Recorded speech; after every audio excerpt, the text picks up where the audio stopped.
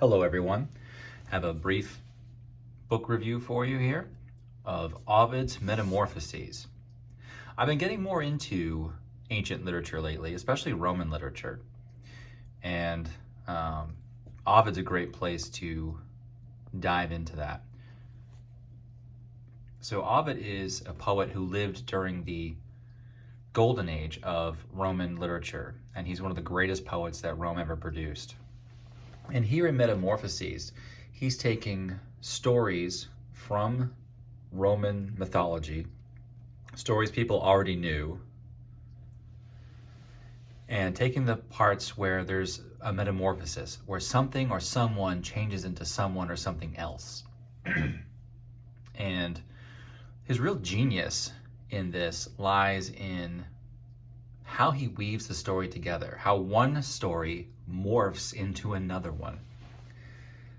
Not only is this about metamorphoses, it is a metamorphosis itself, like this book. So tells you a little bit about Cicero right at the beginning. So this is a used book. I try to get used books whenever I can, but it's not always possible. So it's a Penguin classic. I like their paperbacks because they're fairly rugged. They can put up with a fair amount of abuse. And this spine doesn't tend to dry out and crack too quickly, at least that I've noticed. And so this was translated, I believe this originally in the 50s. Now, if you are strict about stanza format with poetry, you might get a little grumpy here because this is in paragraph format. But Roman poetry is different than English poetry because it's not set up with rhymes. Roman poetry doesn't rhyme. So it's kind of irrelevant if you don't have the same stanzas. And you can't anyway with English because the lines are too long. Latin's a very economical language. You can say a lot with fewer words than you can in English. So you're not going to have the same line lengths or line counts. Anyway.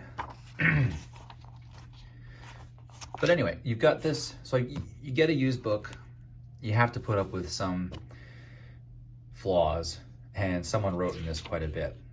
Now, one of the things that's interesting in this book is Pyramus and Thisbe. What's important about Pyramus and Thisbe? If you've ever read Shakespeare or seen a Shakespearean play, you should know that Shakespeare drew inspiration from Ovid's Metamorphoses, particularly Pyramus and Thisbe. Shakespeare got 2 plays out of this. I was listening on the Literary Life podcast and they talked about it, and this just blew me away. So Shakespeare liked the story of Pyramus and Thisbe, and he wrote 2 plays from it. The first one being Romeo and Juliet, a tragedy, and Pyramus and Thisbe is a tragic story also. But then Shakespeare asked himself, what if things worked out? What if their love was not denied them? What if it was successful? What if they were able to be together? And so he wrote A Midsummer Night's Dream. So Romeo and Juliet and A Midsummer Night's Dream are written back to back, and they both come from Pyramus and Thisbe from Ovid's Metamorphoses. That's pretty cool.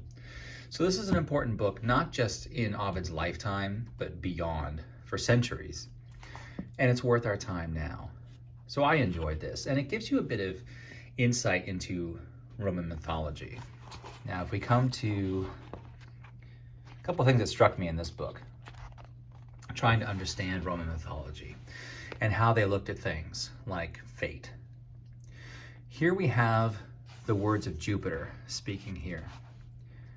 If you have any respect for me at all, he said, that's Jupiter, tell me, where are you heading? Does any one of you think himself so powerful as to prevail even over the fates? It was by fate that the youth which Aeolus had lost was restored to him. It was by fate's decree that Callirhoe's sons are to grow up before their time, not because of bribery or force. You too are ruled by fate, and that you may bear your lot more cheerfully, even I am beneath its sway.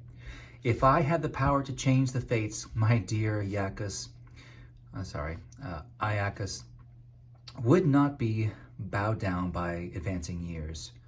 Rhadamanthus would always enjoy the flower of youth, and so would my Minos, who is now scorned because of his bitter burden of age and no longer controls things as he did before.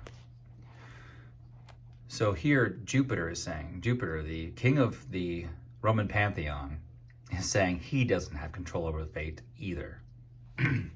That's pretty significant. Then near the end of the book here, we have Jupiter speaking again. He's speaking to Venus. And he says, "Are you trying all by yourself, my daughter, to alter the course of fate that none can combat?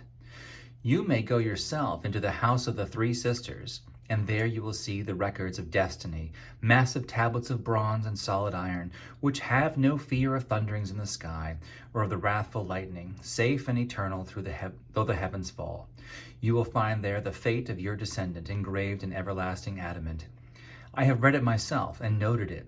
Now I shall repeat it to you, that you may no longer be ignorant of the future." And that's a pretty neat part of the book. So we have Jupiter himself saying he has no control over fate, and that the fates are those three sisters he was talking about, and they spin a yarn, and the length of it is the length of a man's life, and different items attached to it are good and bad things that will happen to you in your lifetime. That's pretty neat. So they had this view of all things being determined like that. And those are interesting for us to think about when we look at how Paul interacts with the New Testament church and talks about determinism, talks about being predestined. So just remember what their audience believed about those things. And Ovid's popularity wouldn't have remained such if people didn't agree to some extent what he's talking about. Well, I think this is worth your time. If you want to get into ancient poetry, Ovid might be a fun place to go to if you want a long narrative. But actually, it's a lot of short little narratives all put together. Well, that's all I have for now. I hope you all have a great day.